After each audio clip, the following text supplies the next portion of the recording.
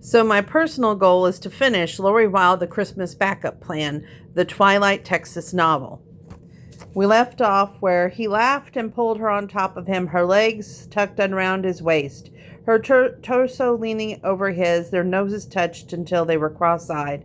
She was revved and ready for him, so ready, slick and slippery, sliding easily over his rock-hard shaft, merging her body with his. "Arya," he gasped as she moved over him. She glanced down at the gorgeous man under her. She was in control. He was letting her be in charge. A butterfly flittering over the Iron Warrior, and he stared at her with adoring eyes as if she was the most incredible thing that had ever existed in the history of the universe. That was a heady feeling. His rapt attention. My man, she thought greedily. Mine. At least for tonight. Being with him was like the high point of a wedding. The best part where the officiant looked at the eyes of the bride and groom and asked if they vowed to honor each other for all the days of their lives. She always lost beneath her breath at that point, when two people did the most intimate thing they could do, fully clothed, pledged their troth in front of their loved ones. But this was the most intimate thing people could do naked, and boy, they were having fun. She quickened her pace, rocking against him with every bit of energy she possessed. Remington groaned and set his hands on her waist, thrusting deeper inside her, throwing back his head, his dark hair spilling over the blanket shining as oil, exposing his throat, twinkling red in the glow of Christmas lights. She moved against him, floating and wobbling in a sweet, steady rhythm. Her legs were rubber. Her breath was raw and raspy.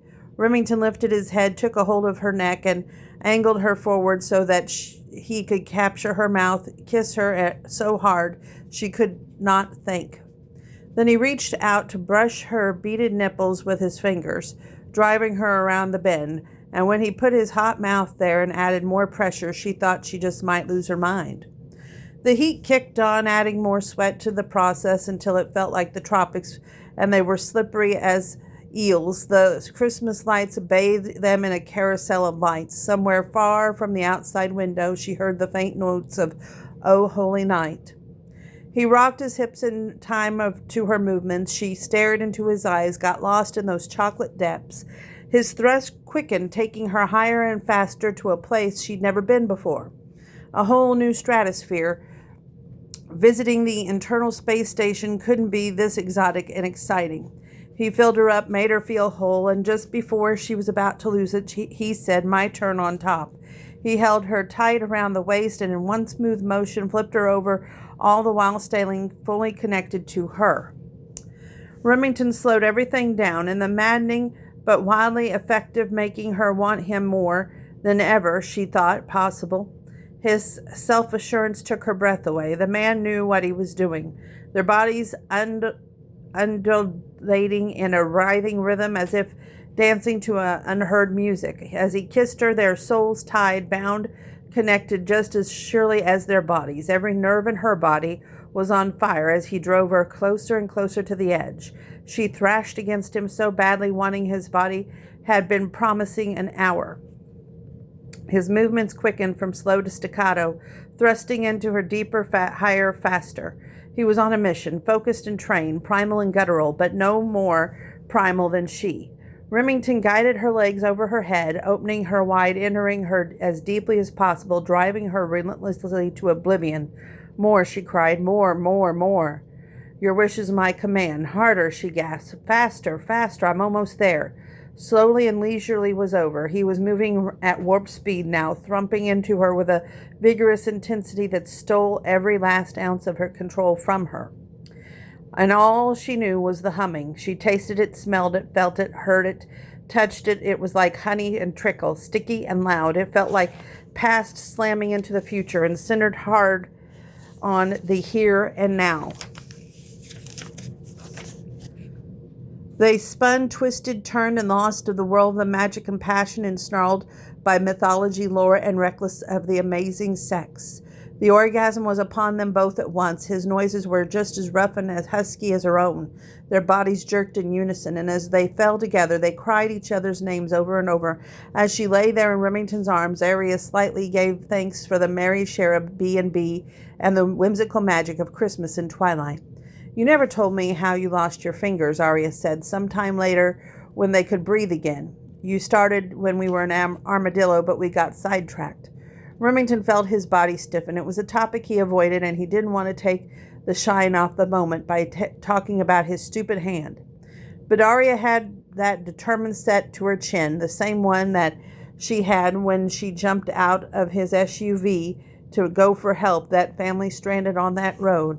The chin set that said he would not dissuade her. It was a halo jump, she said. That's as far as you got before.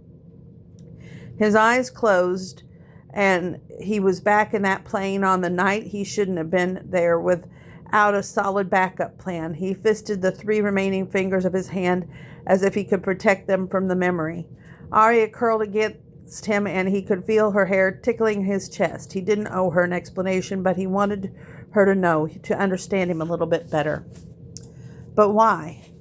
Wasn't that whacked? Shouldn't he be distancing himself from her right now, not digging in deeper, protecting his heart from getting sucked in by the tender feelings churning inside him? They weren't a long-term match, not a forever kind of fit. He knew that, and yet, halo jump, night run, and dangerous as hell, he said.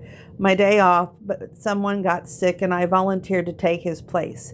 We had intel on insurgents gathering forces in the mountain ranges and borders Pakistan. Our mission was simply get in, neutralize the targets, and get out. She didn't speak, instead stroked his chest hairs as if petting an agitated animal, which maybe he was. The first chute didn't open, he said, though through clenched teeth, and it was tangled up in the lines of the second chute. I reached up to untangle it, and the last 2 fingers of my left hand got caught in the line. And then the second chute didn't open. Oh no, you don't have to say any more. She plastered her palms over her ears, and her eyes rounded into saucers. I get the picture, but what kept you from hitting the ground entirely? Why are you even still alive? I landed in a pine tree at the last minute. The second chute deployed, but too late for the proper landing. He felt the pain all over again, but the physical pain had been the least of it. Mental wounds were much tougher to heal, but he was working on it. His dream to open a retreat on the Silver Feather, where his former military members who were struggling with PTSD could come for a place to heal, horses, fresh air, and body work, yoga, Tai Chi, meditation. He was a long way off from that goal, but it's what he wanted to do with the rest of his life. He told Arya about it mainly because he didn't want to keep talking about his injury. It was over and done with. He had therapy, both physical and mental. While healing was an ongoing process, he felt that sometimes too much talking could keep you trapped in the pain. Action, that's what had helped Remington the most. Remy, that's an amazing idea about the retreat. She hugged him around the waist. You totally should do it. Her enthusiasm warmed him. He broached the idea with this old man, but Duke had scoffed and said something about whimsy candy-ass millennials always needing their hands held. His harsh, controlling father was the reason Remington left Cupid 12 years ago and had stayed away, except for those big family events like weddings and funerals and births of the babies, until the Army booted him on a medical discharge. But he learned a few things since he'd been away, mainly that the life was short and he would not let a petty tyrant direct his future. Duke was who he was. Remington's mistake had been in telling his father about the retreat idea. His grandfather had let him land in a substantial trust. He didn't need his father's permission. You'll be good at it. So you are so patient and empathetic. Me? Yes, you. She tickled his chin. You have such a big heart, although you try to hide it all through that gruffness. His heart felt dangerously mushy. The feelings scared him right down to his bones. He'd been in love before, and Maggie had crucified him. With her, he'd been himself, be vulnerable, and then she betrayed him in the most fundamental way, having an affair with his best friend when he was overseas. Yep, he was a cliché. He'd been attracted to Maggie for her optimistic, bubbly nature, but she was too sunny for him. When she called to tell him that she had the affair with Joey, she told him she couldn't stand being alone, that she needed care and attention that he just couldn't give. He dodged a bullet. Last he heard, Maggie was on husband number 3, but that didn't mean it hadn't hurt like hell when she cheated on him. Arya reminded him of Maggie in a lot of ways, both of them irresistible and vivacious. Was that what appealed to him about her? Arya, like Maggie, balanced out his broody nature. But like Maggie, Arya was also fickle, jumping from one interest to the next, one guy to the next, not making backup plans. As far as he knew, Arya had never had a serious relationship, and she was in her mid-20s. Was it the capriciousness of youth or a serious flaw in her character? It's not fair to paint her with the same brush as your ex, she murmured. Yes, I want to know this time with you has been really special. Come on.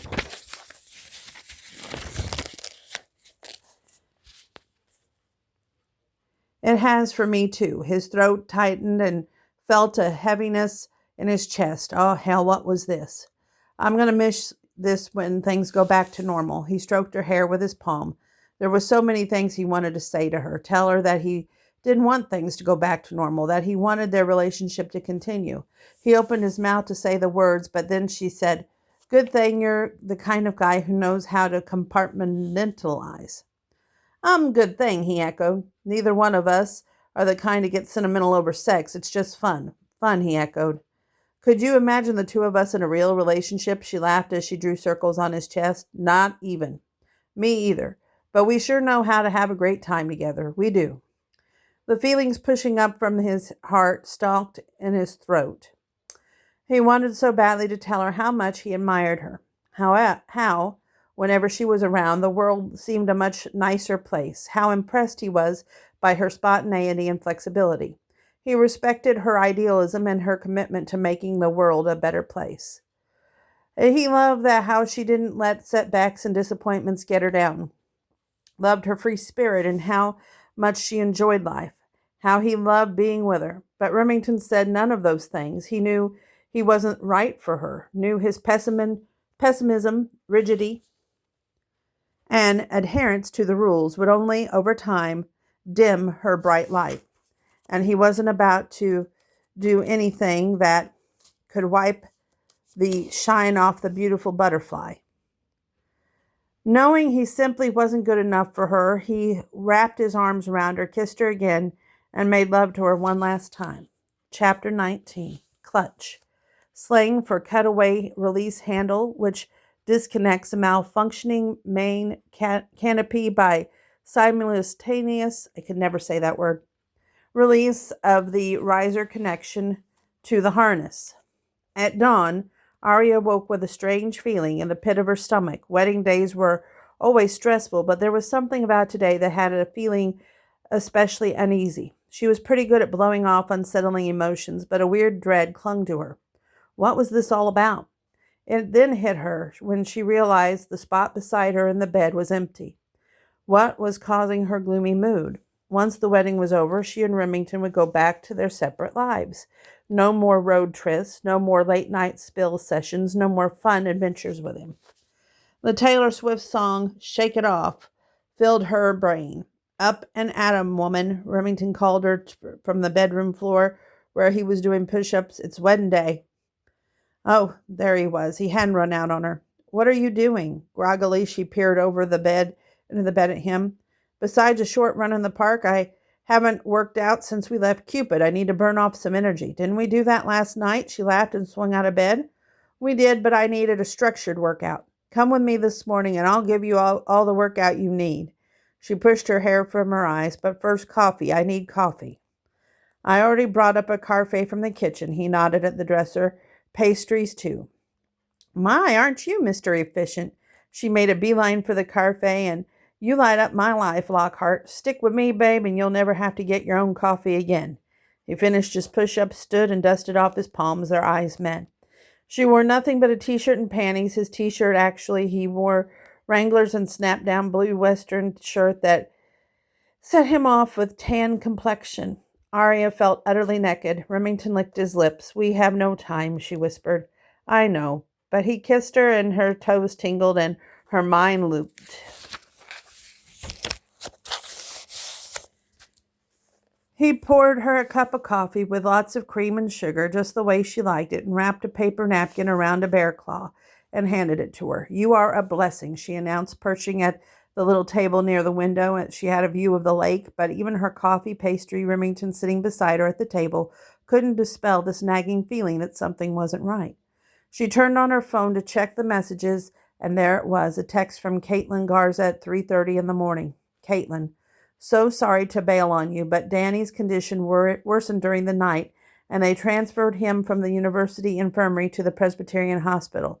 Gideon and I took off for Dallas to be with him. Of course, I will refund all of Olivia's money." "Oh, no." Arya's hand flew to her throat. "What is it?" Remington asked, leaning across the table. She showed him her phone with a text. "Caitlin and Gideon's son's condition had worsened. They are in Dallas." "The florist?" "Yes, but please don't say it." "Say what?" Remington arched his eyebrows. Arya's bottom lip trembled. "That I should have had a backup plan."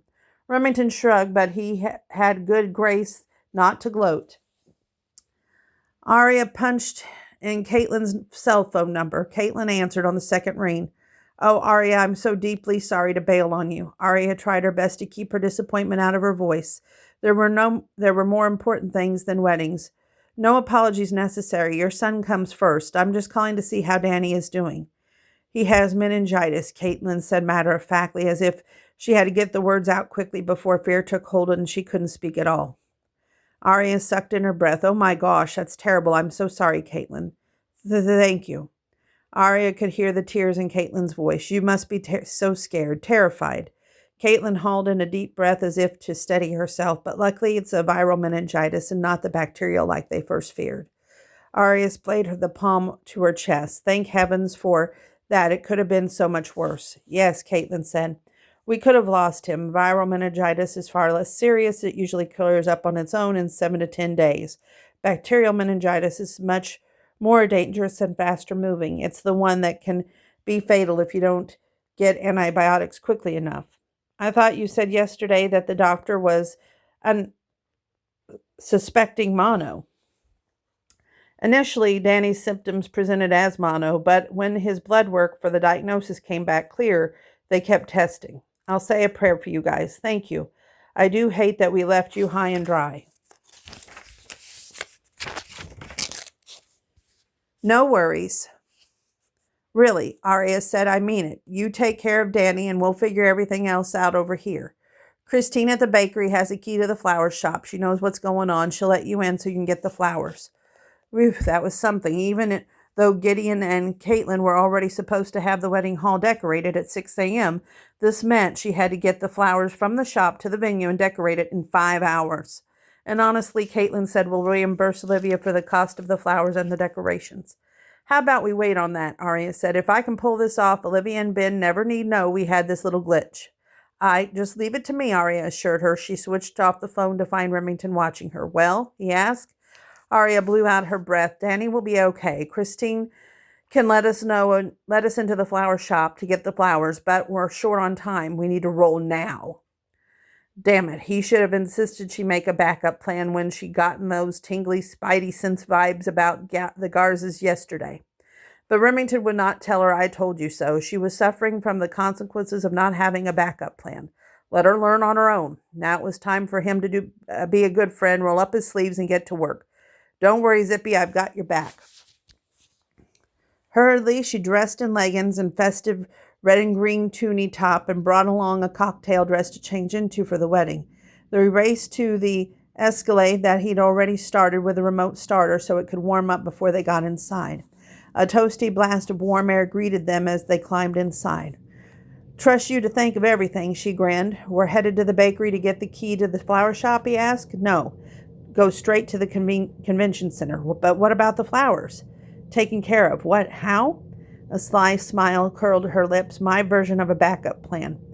Puzzled, he pulled into the convention center parking lot to find several people huddled outside door, among them some members of the wedding party, including Roger and Gary, plus Joel McGregor in a funky chick in biker clothes, hobnail boots, and a plethora of tattoos and piercings, who Arya said was named Jana. In the parking lot sat the Garza's delivery van. How did the van... Shortcut, Arya explained. I texted Jana and Joel to go after the flowers the second I got off the phone with Caitlin. Okay, she was fast on her feet. Remington would give her that. But rallying the troops last minute was not as adequate substitute for a backup plan. What if none of these people had been available or inclined to help on such short notice?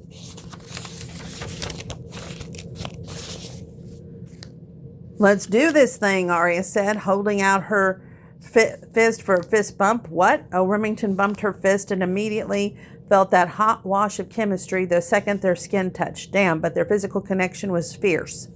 Arya greeted everyone with a hug and a quick kiss on the cheek. She introduced him to the biker chick, and Jana eyeballed him as if he was a juicy cut of steak.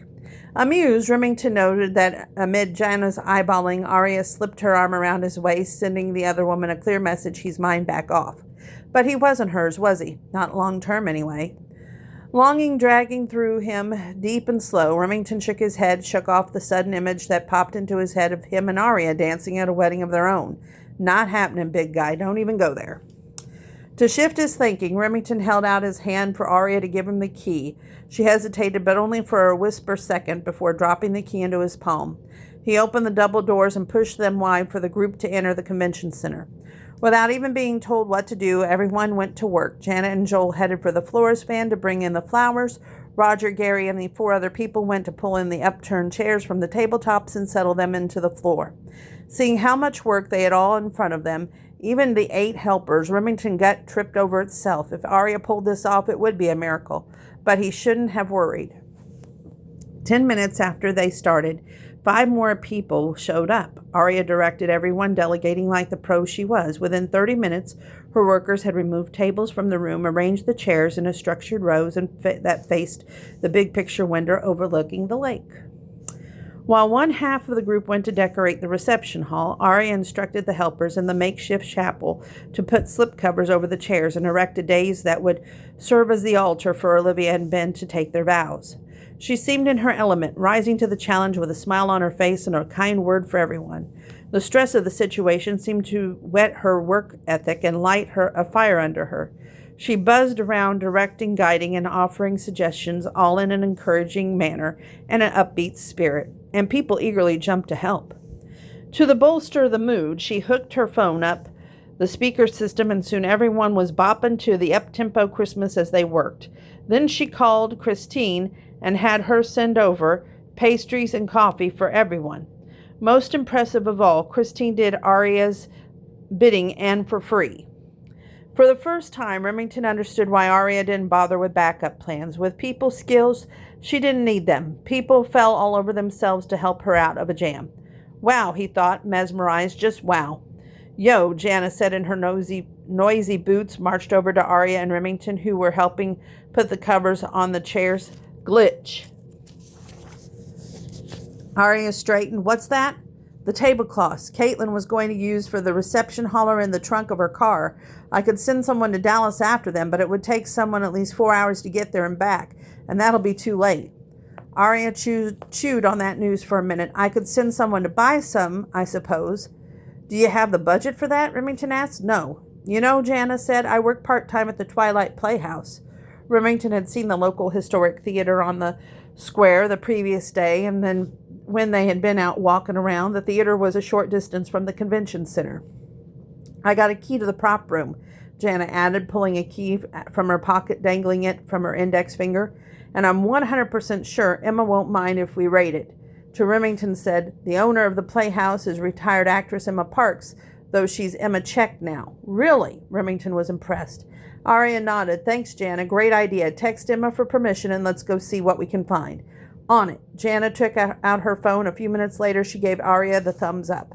Remington, Jana, and Arya walked the 2 blocks to the Twilight Playhouse. The wind coming off the lake was chilly. Remington pulled up the collar on his coat, positioned himself out on the outside of the 2 women so that he was the closest to the water, using his big body to help block the chill for them. The Twilight Playhouse, like everything else on the town square, had been built in the late 1800s out of the limestone. The posters outside announced How the Grinch Stole Christmas was scheduled to play for the holiday season, with Lauren Check playing Cindy Lou Who. Today, the show times were at 2 and 8 p.m. At this early hour of the morning, no one was out about. Lauren is Emma's daughter. Remington nodded at the poster, and Jana let them into the theater. Jana grinned over her shoulder at Arya. He's not just a pretty face. Better latch onto this one, girlfriend. He couldn't decide if she was making fun of him or not, but Arya surprised Remington by slipping an arm through his and burrowing closer. Laughing, Jana led them through the lobby to the side of the hallway and backstage. The prop room was jammed with costumes, props, and sets. Luckily, it was well organized. What specifically are we looking for? Remington asked, staring at the 2 rows and rows and shelving racks and boxes. Something to turn into tablecloths, Arya said, diving in. Remington rubbed his temple, feeling a headache coming on. Time was of the essence, and they were wasting it digging through a prop. Oh my, look, Arya exclaimed, opening a wardrobe stacked with linens. Jackpot. Stunned, Remington stared open-mouthed. Unbelievable. The woman had some kind of magic touch that whenever she did just somehow worked out for her. Yeah, now he got why she thought backup plans weren't worth the trouble, but not everyone was magical. She stared, pulling linens from the wardrobe. Hold out your arms, she said, loading him down with blue and white sheets. He eyed the sheets skeptically. Okay, these were makeshift tablecloths, but honestly they looked makeshift, thin, and poor quality. He couldn't see how these paltry sheets could make an acceptable substitute for nice tablecloths, and he said as much. Jana laughed. Oh, ye of little faith, hide and watch the master at work, dude. Arya reached up to pat his cheek. You gotta trust in the miracle of Twilight. Remington grunted. Trusting isn't his long suit, Arya told Jana, but he's still cute. I'll say. Jana eyeballed him and licked her lips. Remington cleared his throat. Excuse me, I'm standing right here. Yes, you are. Now get a move on. We've got a wedding to decorate for, and less than 4 hours to make magic happen. Arya tossed her head, her long dark ponytail bouncing as Remington and Jana weighted down with sheets back to the convention center. Once they were in the reception hall and they put the sheets on the tables, Remington's skepticism rocketed to the ceiling. Arya had draped the sheets over the tables, but the tables were round and the sheets were oblong. Plus, having some sheets white and others looked blue looked wonky. He wrinkled his nose. I don't know about this, she laughed at him again. I'm just getting started. We'll be layering everything to create a winter wonderland. The women had more optimism than sunshine, but it was going to take a lot more than thin sheets to transform this mess into a wonderland. Time for him to take charge and come up with a real backup plan. I need to borrow Roger and Gary, he told her. She paused in her work, looked up. What for? I'm going to help you fix this thing. Don't worry, it really is going to be okay, I promise. It'll be even more okay when I get back. He motioned toward the groomsmen. Roger, Gary, you're with me. They looked surprised, but trotted over. Where are you going? Arya asked. Store. But I don't have the budge. I'm paying. I can't let... No time to argue. He pulled the Escalade key fob from his pocket. Fellas, he said to Roger and Gary, let's roll. Before she'd gone on the trip with Remington, Arya would have been offended at the high-handed way he'd just taken over, but honest to Pete, she was grateful that he had intervened. Relentless optimism would only get you so far, and she'd been really sweating the sheet situation. All she felt was relief. I'm telling you, Jana said, watching Remington's backside as he walked out the door, you better lock that down or someone else will. Back off, Arya said in an amicable voice. He's with me, at least for the time being. Lucky dog. Jana shook her head good-naturedly. Let's get back to those sheets, Arya said. If we put the white sheets down first, then layer a blue sheet on the top, pin them like this. She pleated the sheet on the table nearest into a scallop. We can make this work. Jana stepped back, inclined her head. Yeah, I see what you mean. Let me get the staple gun and I'll get after it. Together, Arya and Jana got 20 tables swathed and draped with sheets. Not bad, Jana said, and they finished, but it looked more like something for a casual luncheon than a wedding reception.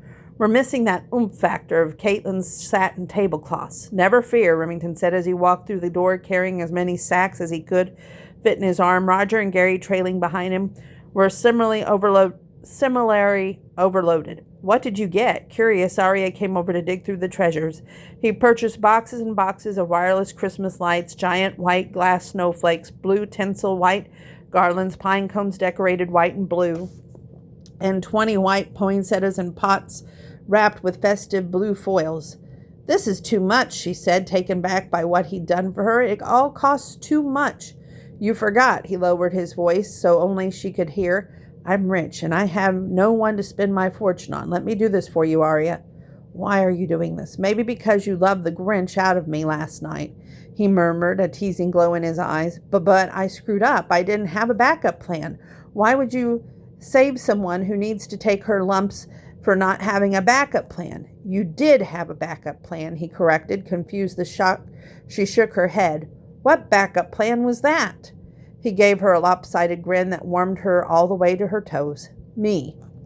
She laughed. Having him on her side was a great backup plan. Okay, thank you. This is so sweet. No matter how hard you try to deny it, Remington Lockhart, you are a real hero. Then she went up on her tiptoes, kissed him right there in front of everyone. It's nothing, he mumbled and ducked his head out, not before she saw a telltale blush rush up his neck. Her praise had pleased him. Now come on, I can't wait to see your winter wonderland. With everyone pinching in, they got the wedding venue and the reception hall decorated with an hour and a half to spare before the ceremony. Just enough time for the wedding party to go home, change, and return for the wedding. Everyone scattered, leaving Arya and Remington alone as she went through one final once-over. The ballroom where the wedding would be held was draped in flowers, ribbon, and bows. A red carpet rolled out, ready for the flower girl to strew it with her white rose petals. She stood looking at the days where Olivia and Ben would take their vows, with the lake in the background. Her heart was full of gratitude. Remington came over to rest a hand on her shoulder. Everything looks great, he said. I just wish I had time to carve Olivia and Ben a real wedding arch. It would have been real special. Arya stepped back and gave him a sidelong glance. You know how to do woodworking? It's my hobby. You didn't know that about me? She shook her head. I made that wooden bench in the foyer at Dad and Vivi's house. Really, I love that thing. You could have made an awesome wedding arch. Yes, he said, something simple but strong.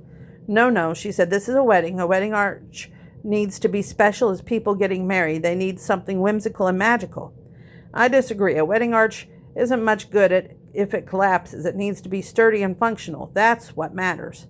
Well, now I'm glad you didn't make a wedding arch. We would have ended up in a big fight over it. Her laugh came out high, pitchy, and skittish. Apparently, I killed the moment, didn't I? She said murmishly. She murmured. Remington shook his head, or I did. She sent him a soft, forgiving smile. Let's forget about the wedding arch. He smiled back, sure. But how could she forget the arch when it represented the reason that they were not a good match? She ached for the magic and the whimsy and the hope, which he was a stone-cold realist who valued function over form. You did it, he murmured, settling an arm around her waist. You pulled off a miracle and without a backup plan. She leaned against him. We did it, and you were the backup plan, remember? Seriously, I could not have made this happen without you, and you're right. I need to think more about making backup plans in the future. You keep doing what you're doing, Arya. You don't have to be like me. Hello? She said playfully, knocked his fist against his forehead. Is this really Remington Lockhart inside there? Oh my God, said a voice from behind them. In unison, they turned to see Olivia standing in the doorway in her wedding dress, her hands clutched her mouth and tears in her eyes. Startled and a little terrified at Olivia's reaction, Arya ran to her friend, trying not to think the worst. Had Ben broken up with her? What is it? Arya asked, clasping Olivia by the shoulders. You made me cry. Olivia flapped her hands in front of her face as if trying to shoo away the tears. I can't cry in this makeup. I'll get my mascara all over. Anxiety twisted Arya's spine. Why are you crying? Just after Gerald heard that Caitlin and Gideon took off for Dallas in the middle of the night, I just knew the wedding was ruined. I tried not to be a big old selfish bridezilla, but it terrified me. It took everything I had in me to stay away from here and trust you'd figure it out. But I told her to trust you, said Olivia's mother, who came up from behind her daughter. I said Arya might seem flighty, but that's just because she's a creative visionary. She won't let you down. Was she flighty? Arya didn't like to think of herself that way. She darted a glance over at Remington, who come up beside her. She knew he thought that she was too impulsive. Maybe he was right. Maybe she was. Olivia walked around the room, taking it all in. It's even better than your original vision. If this is your makeshift attempt, you should abandon all plans and always fly by the seat of your pants. Arya shook her head. She knew the whole thing had only worked out because of Remington and the others who pitched in to make it happen. I'm so glad you like it. Arya clasped her hand to her chest. I don't like it, silly. I love it. This is exactly what I imagined when I hired you to plan my Christmas wedding. It is beyond over our expectations, Olivia said. You thrive on chaos, my friend. You do your best work under pressure. Do you remember in college when you wait till last minute to study and then you invariably ace the test? I was so jealous of you. You're welcome. But honestly, Remington was a big part of why this turned out so well. She touched his arm and smiled at him. Olivia thanked Remington and shook his hand. Don't let her get away. She's something special. That she is, Remington said, looking at Arya as if she was his favorite flavor of ice cream and he couldn't wait to eat her up. A thrill shot through Arya, and she was so confused. Last night they'd sworn to each other their relationship was just a fling, but standing here with Remington watching her like that, she realized she wanted so much more. I better get back to the bridesmaid and make sure that all is well there and let you go get changed, Olivia said. Yes, Arya touched her friend's shoulder. The next time I see you, you'll be walking down the aisle. One last hug before I'm Mrs. Ben Malroy, Olivia said, then enveloped Arya in a sweet-smelling fragrance and hugged her fiercely, then drifted out the door with her mother.